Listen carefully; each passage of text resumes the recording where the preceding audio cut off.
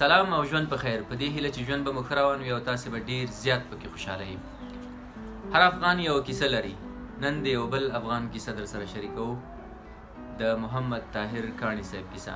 دی ډېرې زبردستې کیسې لري. د کتابونو کیسې، د سفرونو کیسې او د ژوند د نورو ډېرو اړخونو کیسې. کاڼي صاحب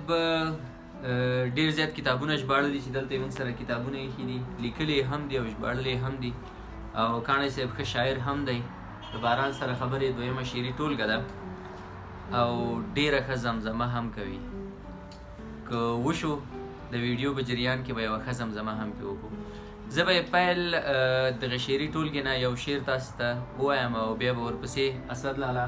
او کاڼي صاحب له تاسو سره خپلې خوږې، مینوړې او د ژوند خبرې شریکې کاندي. د لونګو ځونډي د نظر اسمینن دمه دمه دی، اوس یې داستا د کتو پر رڼه لاره باندې تک پیل کړ. اوس یې پر لاره د درتک د هوس زاڼې ټولې والوتلې. اوس به داستا د اننګو په سره ګلبڼ کې الوتنې وکړي. ستا د لونګو د ځونډیو د وږمو په څانګه غېږه کې به ځالې وکړي. نو راځئ چې نورې خبرې له کاڼي صاحب نه واورو. نو کاڼي صاحب که لومړی راته د کتابو کیسې وکړي، له هغه نه وروسته به بیا د نورې کیسې سره وکړو. صحیح ده، مننه. ژوندي اوسئ تاسې دانش صاحب سره او ټولو ستاسې د فرهنګي مرکز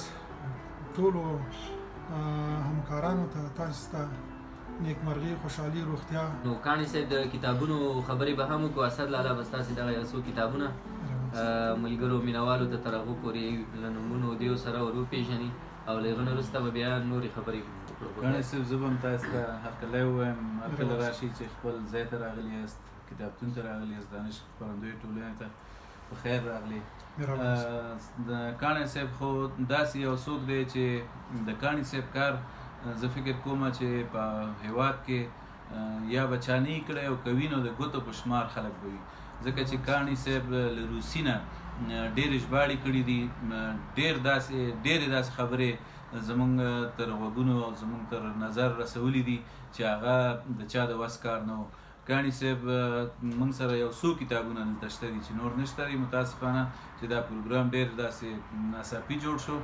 نو د ده څو کتابونه چې موږ سره دي هغه په تشیال کې لومړنی افغان دی چې د کاڼي صاحب په زیارو هڅو باندې بل کتاب چې ډېر مهم کتاب دی د امیر دوست محمد خان دربار ته د روسي سفیر سفر او پر هرات باندې د پارس ناکام یرغل دی، دا هم د کاڼي صاحب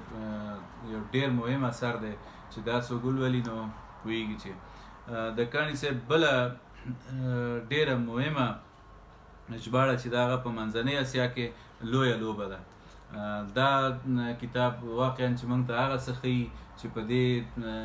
سیمه کې څه روان او څه کېدل. د افغانستان د شمال لویدیځې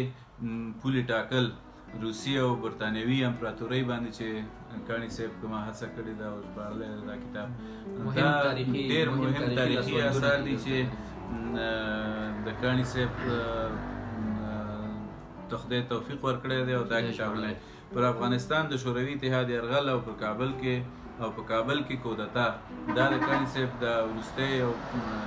کې یو کتاب چاپ شوی دی چې دا ډېر مهم اثار دي. دا سږ کال چاپ شوی دی. نو کاڼي صاحب چې کوم کارونه کړي دي هغه واقعا چې ډېر درانه کارونه دي. ټول کتابونه خو موږ سره اوس نشته، خو نور تقریبا د دې کتابونه تر 15-20 خو به رسېږي انشاءالله. نو 40 چاپ شوي دي، 40 او یو شپږ نور ناچاپه دي. او یوه خبره چې ما وختي خپل طارق ګل ته کوله هغه دا وه چې 3 کسان چې ډېر د کار خلک دي، کاڼي صاحب خو زمونږ یادونه وکړه. مونږ په هر حال مونږ د ده خبره کوو چې جالبه دا وه چې وختي ما خپل ملګري ته وویل چې 3 کسان په هیواد کې چې ډېر مهم کسان دي خو اوزګار دي. مصطفی عمرزی چې ډېر کار یې کړی دی، تقریبا 1 کتابونه تر اوسه پورې د چاپ شوي دي، اوس چاپ ته تیار دي، کار یې ختم دی د 1 کتابونو. بل کاڼي صاحب دی چې همدغسې په یو ځای کې هېڅ مصروفیت وایه چې نه لري. بله خبره چې بل یو ډېر مهم سړی چې هغه شهرت ننګیال دی چې هغه مزګار دی، نو دلته داسې دی چې که د چا په مخ کې څوک راغله او که لاړل دلته کاڼی صاحب به دا ګیلې نه کوي چې موږ سره حکومت څه نه دي کړي بلکې تا داسې درې نومونه چې ما واخیستل د دوی سره هم څه نه دي کړي موږ خو په هر حال خو دا مستحق خلک دي چې دوی نه ډېره ګټه اخیستل کېږي ډېر کار کولی شي دوی ته باید توجه وشي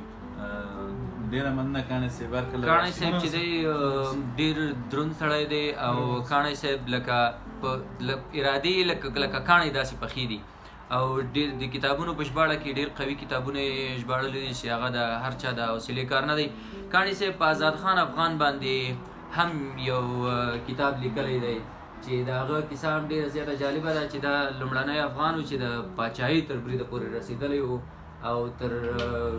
د دې منځنۍ اسیا تر هېوادونو رسېدلی و ایران کې و پاچاهي کړې وه نو د هغه په اړه باندې هم که کاڼي صاحب یو څو خبرې وکړي او په راتلونکي کې نور کوم کتابونه چاپ ته تیار تاسې لرئ د هغو په اړه به هم خبره وکړو. مهربانه صاحب د آزاد خان افغان خبره تاسې وکړه. آزاد خان افغان د 18مې پېړۍ یو پیاوړی شخصیت و له احمدشاه بابا سره مهال و دی د نادرشاه افشار له جنرالانو څخه و بیا چې نادرشاه افشار په 1940 کال کې په ایران کې ووژل شو نو احمدشاه بابا له خپلو ملګرو سره قندهار ته راغی له خپل لښکر سره او هغه د نادرشاه افشار هغه لویه امپراتوري چې تر هنده غځېدلې وه هغه نو ړنګه شوه. افغانستان خپل مشر ترلاسه کړ چې هغه احمدشاه بابا و چې شیر سرخ کې جرګه وشوه او بیا دی وټاکل شو. آزاد خان افغان او لکه کریم خان زند او ځینې نور د نادرشاه افشار جګپوړي اشخاص یا جنرالان هغه په ایران کې پاتې شول. په ایران کې 15 کسه د تخت مدعیان رامنځته شول چې له دغو 15 کسانو څخه یو هم آزاد خان افغان و. آزاد خان افغان په تاریخ کې د آزاد خان سلیمان خیل په نامه راغلی دی. په بهر کې د آزاد خان افغان یا آزاد خان غلجي په نامه یاد شوی دی په تیره بیا په ایرانی تاریخونو کې. په ایران کې د دغو 15 کسانو ترمنځ د ایران د پلاس پر سر ډیر کلونه وسلواله هاند و هڅه وسلواله مبارزه روانه وه. بیا نو په دې کې 3 کسان یې له منځه ولاړل ووژل شول او له 15 څخه 2 کسان چې یو کریم خان زند و کردی و او بل آزاد خان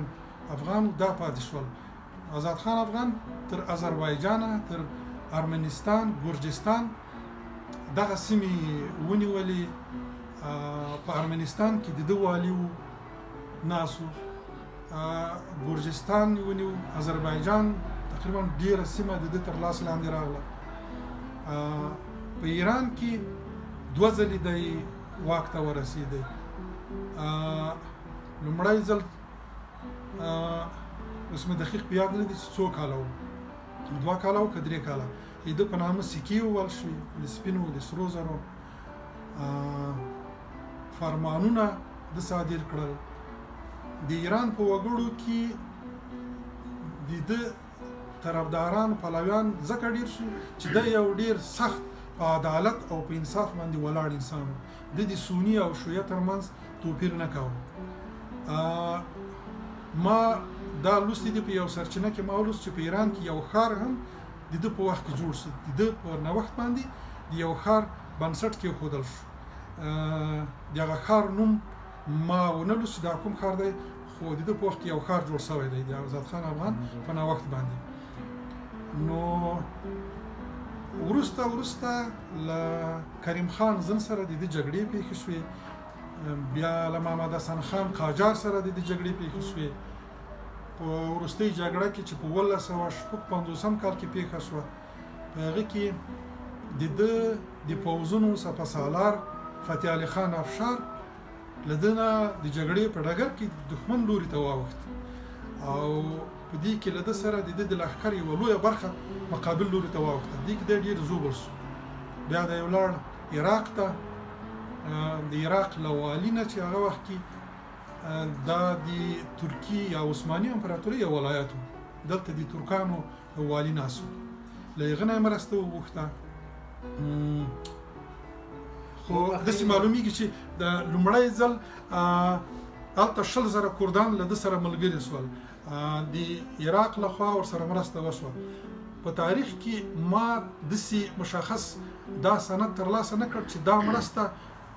ترکیه امپراتورۍ مستقیما ورسره وکړله او که د کردانو د خپلې خوښې خبره وه خو تاریخ کې دا خبره راغلې ده چې 100,000 کردان له ده سره ملګري شول چې دی بیا راشي په آذربایجان کې او په فارس کې خپله دغه واکمني ترلاسه کړي خو د آذربایجان په سیمه کې د آذربایجان په یوه سیمه کې چې نوم یې اوس زما په یاد نه دی په هغې کې آذربایجاني سرداران چې 3-4 کسه وو په هغې کې فتح علي خان افشار وو محمد حسن خان قاجار وو شهباز خان دنبلي وو چې آذربایجانی وو دا خلک ورسره ورته یو لاس شول ځکه دوی پوهېدل چې د آزاد خان قوي سړی دی د سره چې مونږ څو نفره یو ځای نشو په ده باندې زموږ برای ناشونی دی بیا هغه منطقه فکر کوم مراغه نومیږي په دغه منطقه کې د دوی جګړه وشوله د آزاد خان سره 25,000 شاوخوا کې لښکر و مقابل لوري بیا 45,000 لښکر درلود هغوی توپخانه هم لرله توپونه هم لرل او آزاد خان یوازې سپکه وسله وه توره او ټوپک دا شو نو په دغه جګړه کې دی به زوبل سو عقب نشیني یې وکړله بیا نو ولاړ عراق آزاد خان باندې ستاسو د معلوماتو نه مننه دا تاسو د یو مشخص کتاب نه ژباړلی او که تحقیق هم کړی و په دې باندې روسي کې دا زما څېړنه ده دا ما مقالو نه بېلابېلو اثارو نه مې استفاده کړې په ده دې باندې په روسي ماخذونو کې ډېر روسي مقالې شته دي روسي ماخذونه هم شته خو ما څومره امکانات و زما ما له هغو نه کار واخیست البته ما دومره امکانات نه لرل چې زه په هغه وخت کې مثلا آذربایجان یا آذربایجان ته تللی یا ګرجستان ته ارمنستان ته ځکه دلته د آزاد خان پاچاهي تېره شوې ده حتی د ده یوه مېرمن ګرجۍ وه یوه مېرمن یې پښتنه وه د هوتکي کورنۍ سره خپلوي لرله شاه اشرف هوتک د ده خسر کې ده ما په ایرانی تاریخ کې دا ولوست چې اشرف افغان ایرانی تاریخونو کې شاه اشرف هوتک د اشرف افغان په نوم یاد شوی بیا هلته په یو سرچینه کې ما ولوستل چې اشرف افغان د ده خسر کې ده یعنې شاه اشرف هوتک خپله لور ده ته ورکړې وه د ده مېرمن وه دا د ده لومړۍ مېرمنه دویمه مېرمن یې بیا د ایران پارسیوانه وه او درېیمه مېرمن یې نه 4 مېرمنې وې درېیمه مېرمن یې بیا ترکی وه د یو ترکی جنرال لور ده کړې وه او 4مه مېرمن یې بیا ګرجۍ وه هغه د ګرجستان د پاچا ارکلي خان یې کاوه د هغه خور وه یعنې د 4 مېرمنې لري د 4 هېوادونو تاسې خو په دې وروستیو کې په افغان انګلیس باندې هم یو غټ کتاب افغان انګلیس دویمه جګړه د افغان انګلیس دویمه جګړه وه غټ کتاب ژباړلی دی چې چاپ شوی دی دا کتاب هم ډېر ښه کتاب دی زما په نظر ځکه چې لیکوال د دې یو روسي جنرال دی چې 15-16 اثار نور هم لري په روسي کې وګټ تیمور باندې هم کتاب لیکلی دی ځینې 15-16 شاوخوا کې نور اثار هم لري بیا دغه د افغان او انګریز دویمه جګړه د په هغه وخت کې لیکلی دی چې دلته جګړه روانه ده په افغانستان کې نو په 1880 کال کې جګړه پیل شوه 1880 کې جګړه پای ته ورسېده 2.5 کاله کې دوام وکړو د تازه په تازه مواد ترلاسه کول که ورځپاڼې وي او که مثلا کتابونه وو بیا د ده یو بری دا هم و چې ده فکر کوم څو ژبې زده وي انګریزي او فرانسوي د دې جنرال سوبولف نومیږي د څو ژبې زده وي حتی د فرانسوي ځینو اروپایي اثارو نه ورځپاڼو نه د کار اخیستی ده انګریزي ورځپاڼو نه روسي ورځپاڼو نه دا کتاب د تازه په تازه لیکلی ده جګړه روانه ده مواد راځي دی د هغو نه استفاده کوي بیا چې جګړه پای ته رسېږي دا هم خپل کتاب پای ته رسېږي دوه ټکي چې ژوندی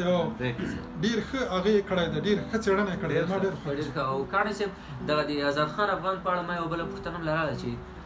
د ده کوم اثار هم پاتې شوي مثلا سکه که ده وهلي وي هغه پاتې شوي وي یا نور داسې اثار مثلا په پښتو کوم شی ترېنه پاتې شوی دی چې مثلا دوی یا لیکلي وي یا شی دی دوی په خپل دربار او شینه ده خو چون په هغه وخت کې د واکمني په ایران کې وه او البته زما په نظر په همدې خاطر به هم که د څه یو فرمان په فارسي ژبه شته په انټرنیټ کې نو څه لیکني اثار چې شته هغه په فارسي ژبه دي په ایراني ارشیفونو کې شته او په ایراني موزیمونو کې د دې د سیکو بیلګې هم شته په ایراني موزیمونو کې ساتل شوي دي همدا د آزاد خان افغان په نامه باندې هو د آزاد خان هو حتی سجه یې راغلې ده ما اوس بیا نه راځي بلکې د نوم راغلی ده تاکه آزاد در جهان باشد او نه پوهېږم دغه هغې تاکه آزاد در جهان باشد دا اول هغه ده یو د شعر په بڼه راغلی ده بیا د دغو سیکو عکسونه په نیټ کې هم شته دي نیټ کې بیخي عکسونه یې بیخي ډېر دي دا سیکې چې د په نامه وال تاسو هو د تاریخ یو روانه چینه سینه کېدای شي دا زموږ لیدونکي هم ورته ډېر خوند هم واخلي او د ځینو به ورته زړه هم تنګ شي ډېرو خلکو ته به نوی وي د آزاد خان افغان بیا به که ژوند و کېدای شي تاسو سره بله داسې اوږده قصه وکړو د تاریخ په اړه او ستا د ټولو کتابونو په اړه به خبرې در سره وکړو نو اوس که یو کاڼی صاحب یو لطف وکړي او د مینهوالو ته او موږ او تاسې ټولو ته د تاریخ بحث لږ داسې یو ترنم وکړي البته ملګري کولی شي اسدجان لاله چې د کاڼي صاحب ځینې سندرې په یوټیوب کې پیدا هم کړی شي چې پخوا ثبت شوي دي ما په نام نه دی هغه ښه صحیح ده یو ترنم به کاڼي صاحب نه واورو د ده په خوښه باندې یوه لنډه قطعه یا شعر یا نو زه به د غزل مطلع ده یا د لومړی بیت بېل صحیح ده مننه ځکه د تاریخ داسې شیر و شکر شي که نه دا قصه ګډه وډه شي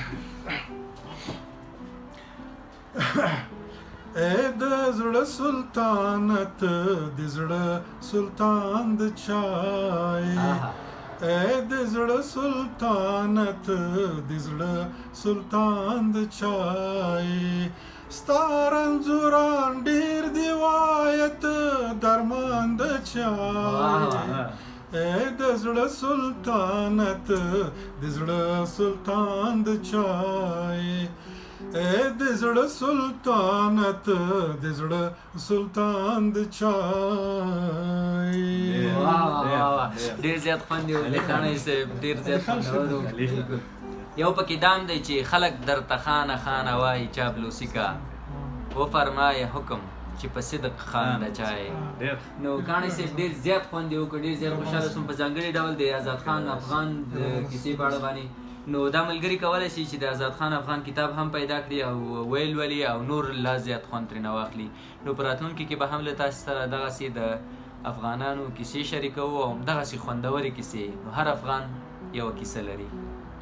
ژوند